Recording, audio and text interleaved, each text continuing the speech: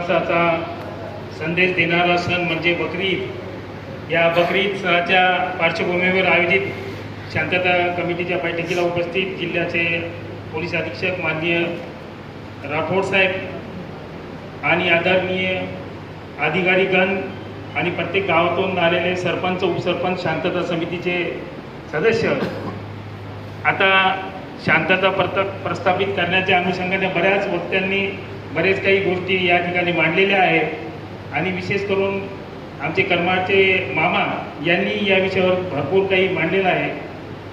सण हे मानव जातीचे अविभाज्य घटक आहे, ते सर्व जगात सर्व समाजात साजरे होत असतात आणि त्या साजरे करत असताना आपण सर्वांची एक जबाबदारी ही आहे की ते सण साजरे करत असताना कोणा दुसऱ्या धर्माच्या किंवा दुसऱ्या व्यक्तीला कुठल्याही प्रकारचा त्याचं म्हणजे मन दुखू नये, त्याला त्रास होऊ नये आणि ही सर्व जबाबदारी आपण सर्वांची आहे।